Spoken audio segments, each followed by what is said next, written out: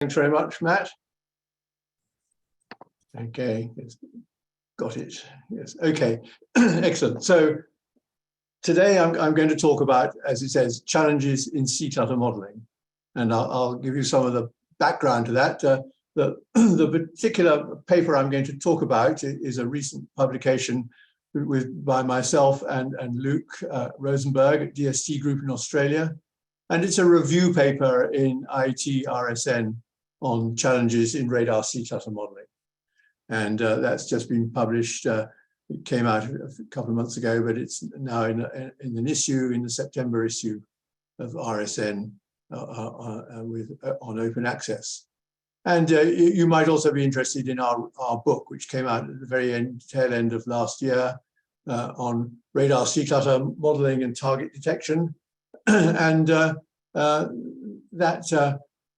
this book sort of brings up to date some of the research or the reported in my original book with Keith Ward and Robert Tuff in 2010, second edition, and the research that's gone on since then.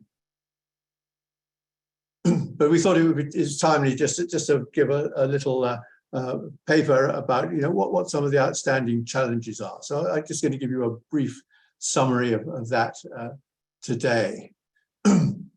So first of all, I'll just give you some historical background in maritime surveillance. So returns from the sea were first observed in 1937 with a radar called RDF-2, which flew in an Avro Ansem. And here is an artist's impression of this radar, which was had a simple dipole sticking out the window, basically, and another dipole under the nose here. And in terms of understanding sea return, they saw sea returns on their very first flight. And by 1939, they'd settled firmly on the use of horizontal polarization in order to reduce the amount of sea clutter return. During World War II, the first operational airborne maritime surveillance radar in the world was ASV Mark I, which was a VHF radar with a staring beam array and two offset receive arrays. Signal processing was very limited. You could adjust the receiver gain and the display brightness, and that was more or less it. Of course, the clutter was firmly Gaussian distributed with such a low resolution. After the war, after the advent of the magnetron, by 1946, X-band was being exclusively used for airborne maritime surveillance. Obviously a much narrower beam, still fairly modest range resolution, about 1 microsecond pulses typically, and still with very limited signal processing. They could put in a differentiator to try and reduce clutter saturation on the display. But this is an example. This is actually an S-band radar, but this is what the sea clutter looks like on an old steam radar. This is land. Here's a target. It's about a 10-degree beam width, so it's a very broad spread of target there. And this is the sea return. But there was much early work on measuring clutter reflectivity. But modeling really started to advance when radars with high spatial resolution and advanced signal processing entered service. An example was the search water radar on the Nimrod MR2. And so that came into service in 1980, and that used pulse compression with about a 50 meg pulse bandwidth, 500 megahertz of frequency agility from pulse to pulse. It was non-coherent, but they could choose V or H polarization, and the statistics were definitely non-Gaussian, and they had adaptive CFAR to adjust for that. So they were very, very rapid learning around that time, starting to build models of clutter in order to understand how this signal processing worked. And to be honest, they came up with a very good signal processing solution in this radar, using basically 1970s technology for a 1980 radar, without a full understanding of the clutter. It's only in subsequent years that we learned a lot more and worked out why it was actually working very well. But of course, modern radars are even more complex. We now use coherent as well as non-coherent processing. We can transmit waveforms with extremely wide bandwidths if necessary, with very flexible waveforms from pulse to pulse or scan to scan, active electronic scanned arrays, and coherent operation is much easier than it was in the 1980s. It isn't always optimum, but if we want to do a STAP or DPCA or something, then that's obviously a coherent processing. But you've got to be able to do that over a 360-degree area search as well, if you want to do wide area surveillance over the sea. So a lot of added complexity. Dual polarization radars are viable now, measuring the full polarization scattering matrix. That's certainly done with space-based radars, not really done yet on airborne radars, but is perfectly feasible if we decide that it's worth the considerable expense. Bistatic and multistatic operation is very much a topic of the moment. Again, not really operationally used in active radars at the moment. There's a lot of passive radar work. We cover that in our book, passive radar over the sea. And there's also, as I mentioned in the preamble just before we started, an operational requirement for much higher altitude operation to go to maintain, for example, line of sight links to unmanned aircraft, but also for maritime patrol aircraft operating sonar buoys, for example, over a wide area while still maintaining radar coverage. But that brings its own problems with higher sea returns, and also we want to work in littoral waters, and the clutter there is extremely tricky sometimes. So that's the sort of environment that we're working in. And we find that the need to understand clutter, and therefore to model clutter, comes up throughout the life cycle of a radar. So we start off with requirements definition and specification, perhaps by a customer or a user. That's what the customer wants, but he must ask for something he wants with a knowledge of the environment he's working in. And then that has to be translated into a requirements definition with the customer and supplier working together. And then the supplier needs to look at the potential performance of a proposed solution. That might be part of a competitive procurement or something. So we need to be able to predict performance before actually measuring it in the real radar. And then we need to design our radars. We'll see detection algorithms rely a lot on models to give insight into the sort of processing we should be using. And then once you've built it and want to deliver it, we want to give, we want to assess performance perhaps in a trial. But with these incredibly complex modern radars and highly variable environments with adaptive systems, measuring performance in a trial just by going out and seeing what happens is almost impossible. And we rely very heavily on models to help us interpret practical trials and predict what performance will be over a wider range. And then finally, we carry on using models in simulators and so on to give in-service tactics and training. And then the whole circle comes around as we look at upgrades with new technologies or with changing user requirements to upgrade systems. So that's where we're going to be using these models. And so what are these models going to be? So essentially, we need to characterize our sea clutter in order to understand the environment in which we're going to receive returns from the sea and from targets. And generally speaking, we characterize the sea clutter as a stochastic process of some sort, and we try and break it down typically into reflectivity, the normalized reflectivity per unit area of sea surface. We're interested in the amplitude statistics, how the returns vary in amplitude from pulse to pulse, scan to scan, and so on. And we're interested in the variation over shorter time intervals, which we characterize in terms of spectra. And then the whole sea surface with wave patterns and so on is not just a uniform distribution of scatterers, but it's spatially correlated, and we need to understand that.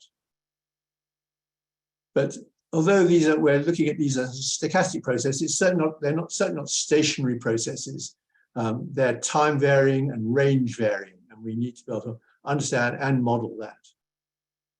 And these understandings, by and large, are very dependent on observation. We need good data.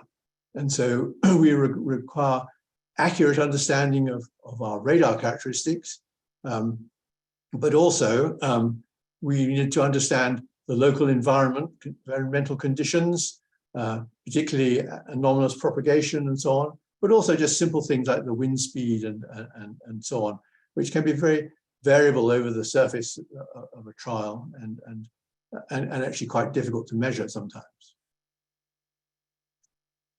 So first of all, sort of challenge areas, if you like, is simply understanding sea clutter better.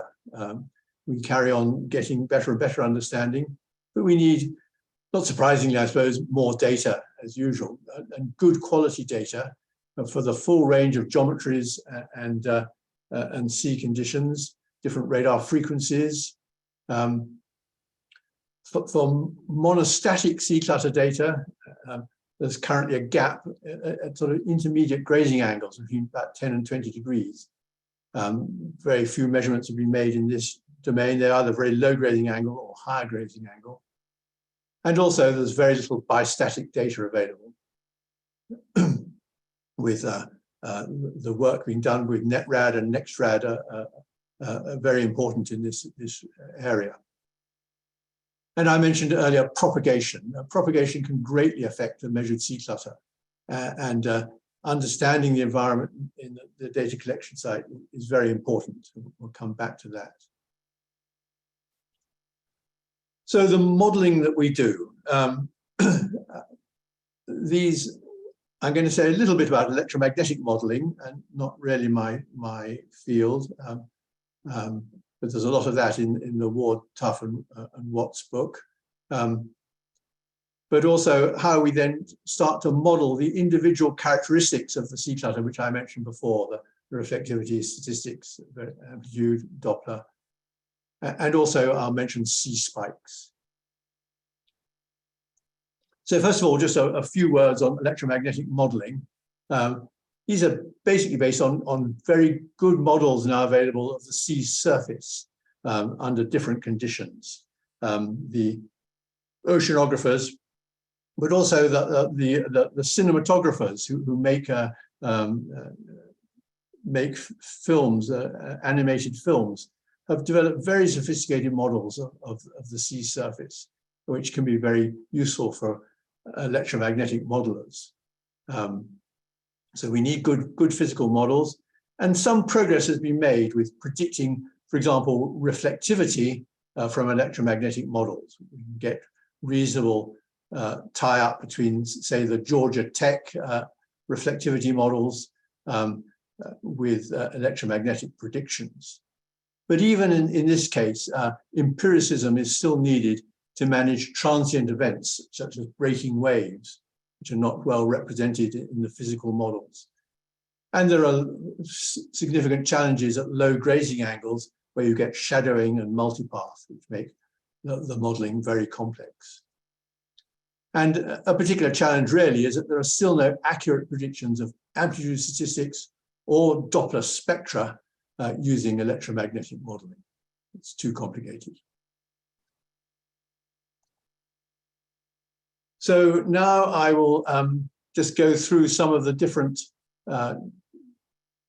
clutter modeling, clutter characteristics, and look at some of the modeling challenges. So the first area to look at is reflectivity. And there are very, very many models in the literature you'll find of reflectivity, normally expressed as dB meter squared per meter squared, sigma naught we call it, as a function of grazing angle and wind speed and sea state and radar frequency. One of the things that characterizes all these models is that they're all different.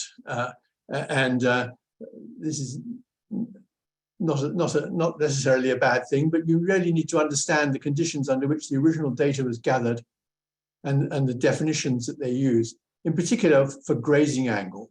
So here's an example of a set of responses between 0.1 and 50-degree grazing angle.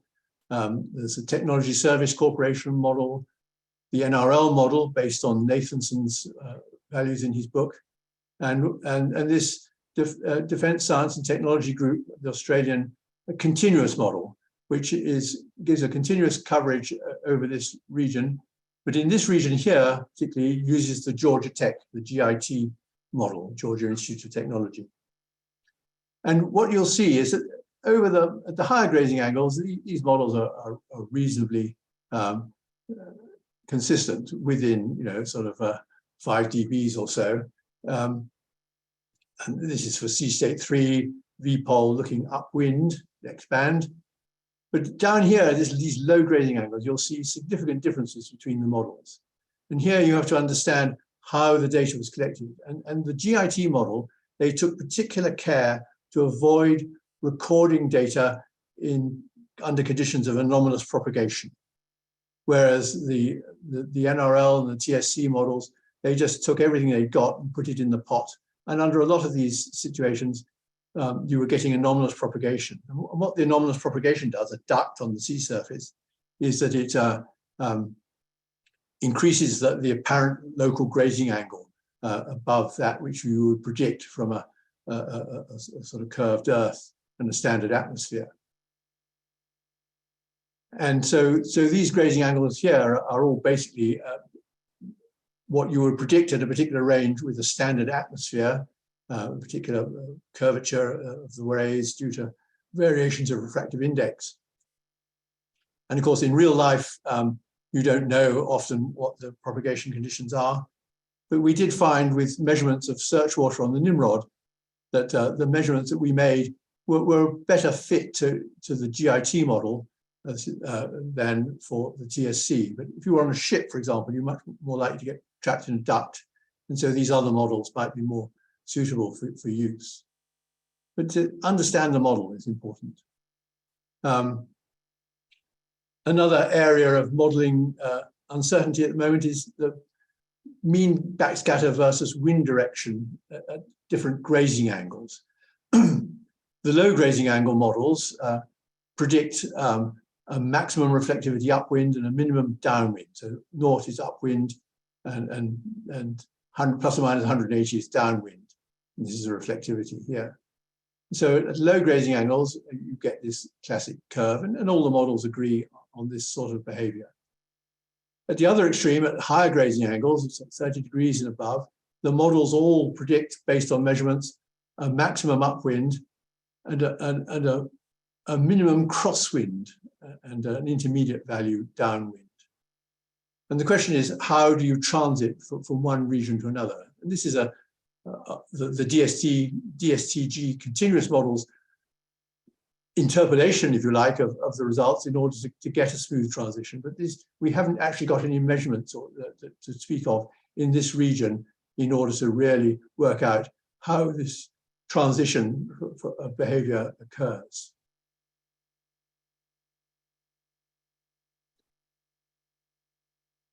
Another area of interest, particularly as we get more sophisticated antennas, is cross-polarization measurements.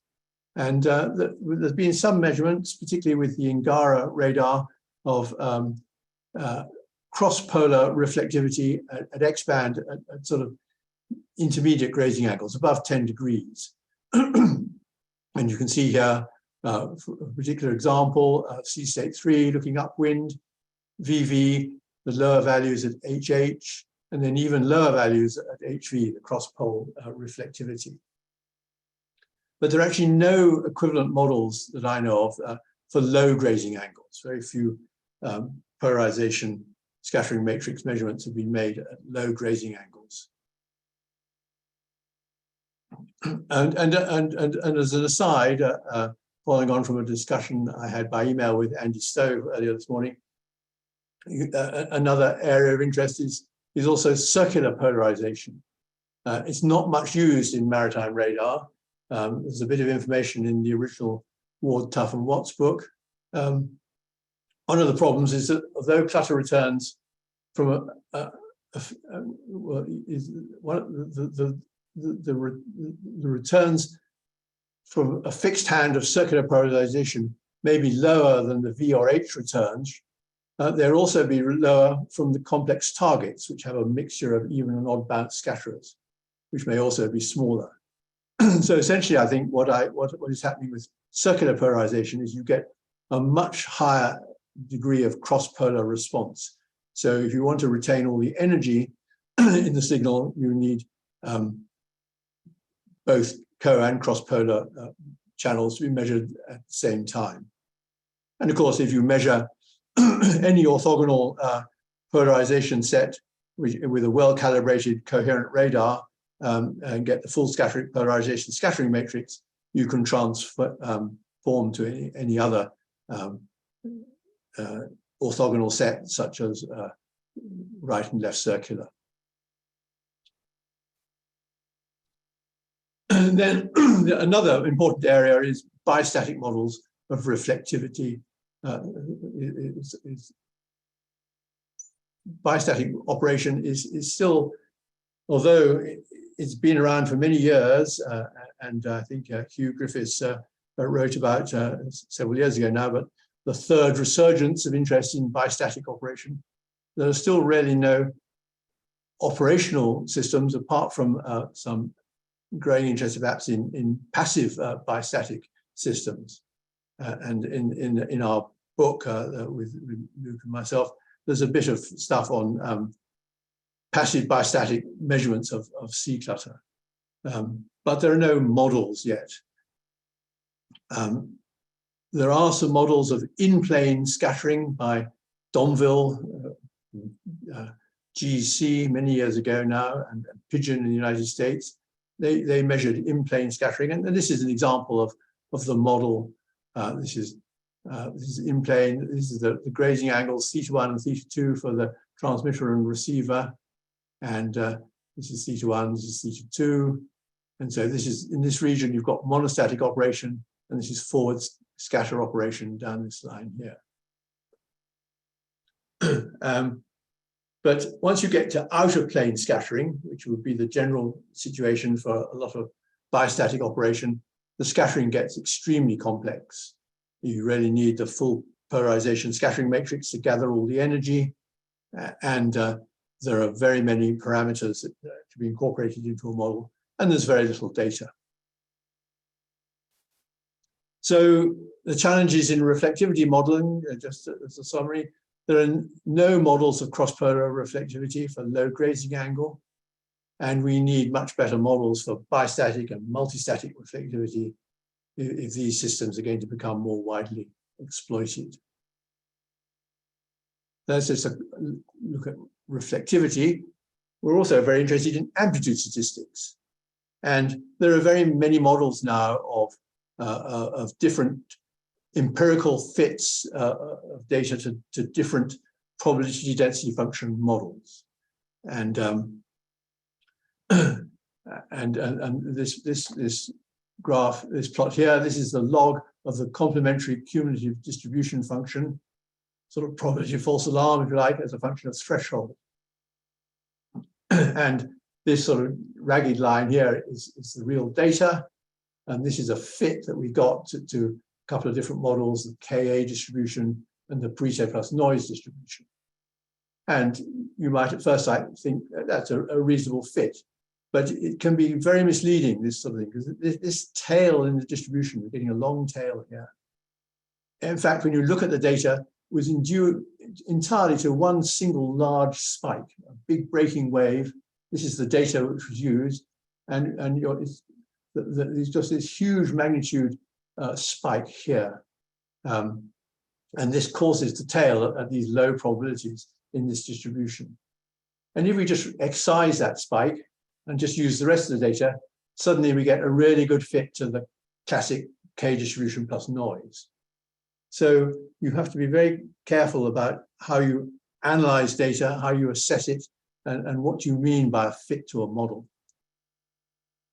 The underlying thing is that with this Pareto, Ka, K plus, the compound Gaussian model concept in general is absolutely essential, and that is really the key to this operation. There's a paper just coming out in from Stephen Bouquet in Australia, who's been looking at netrad data, some older netrad data, and he's fitted it to, I think it's a Suzuki distribution, which is the K distribution has a gamma distribution for the texture and a Gaussian speckle. The Suzuki has a log normal distribution, and he got a very good fit to distribution shapes of the data. But I don't think these models may be quite good for some applications, but fitting with a log normal is a bit like fitting the Pareto distribution. You overfit in the tail when the spikes are removed. And using log normal distributions gives you very long tails at low probabilities of false alarm. So I think it's probably better to model clutter with a K distribution or K plus noise or something similar, and take separate steps to deal with these spikes.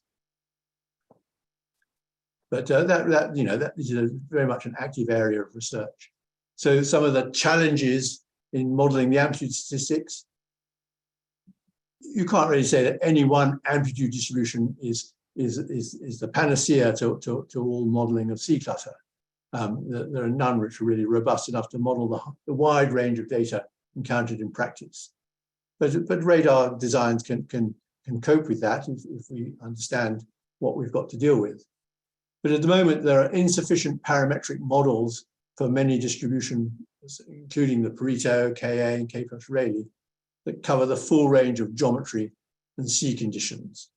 And so the K distribution is still the model which is best modeled with good parametric models for different grazing angles, C conditions, spatial resolutions, and so on. Polarization. And although some bistatic data sets have been fitted individually to models, no general parametric models for bistatic amplitude statistics have been published. And that's very important if we want to be able to model generic bistatic systems. Next area is looking at Doppler spectra. And we call them spectra. They're Fourier transforms of bursts of returns. And this is a typical spectrum over a variation with range for successive range bins, a range resolution of about 3/4 of a meter. And you can see there's some significant spatial variation here, but also considerable asymmetry in the spectra and considerable variation over range and indeed in time. And we've evolved a new model called the evolving spectrum model, which has been developed to address this. I originally developed this on the basis of the CSIR data from South Africa, which is another good, interesting source of data. But we went on to refine it as well with the Ingara data. And the simple spherically invariant random vector models that you see in the literature are not appropriate for C clutter. And we still require a lot more coherent data over a wide range of radar frequencies and conditions to develop our models. And this evolving spectral model is fairly simple. It's very much an empirical model. It gives a good guide to performance, but there may well be more sophisticated methods of modeling the evolution of spectrum over time and space, but none of these alternative proposals have got any parameter values in order to allow them to fit them to different conditions and so on. And this is this business of these tilted edges you get with the Doppler spectra. As it evolves in time, the spectrum tends to sort of peak in frequency and then die away. But there are no robust methods of simulating this at the moment. There are certainly no parametric models. I mentioned earlier on the C spikes, and we'll come back to those, but again, they have their own spectrum and they need to be accounted for when simulating the returns, particularly from multi-channel radars, and where we need to know the direction from which different disturbing influences are coming from. And there's still a lack of suitable parametric models for the evolving spectral model that are suitable for low grazing angles, sort of below 10 degrees. And there are none at all for bistatic geometries. And we need more data, particularly in different frequency bands. We've done almost everything X-band, apart from some of the work done, for example, with NetRad at lower frequencies.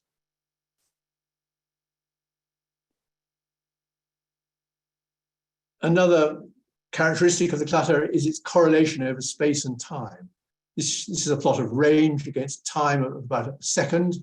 HH polarization, upwind, 3/4 meter range resolution, averaged over 32 pulses to remove the speckle. So we're looking more or less at the texture. And you can see the distinct spatial pattern as a function of range, evolving over time, and also some range walk in the data. So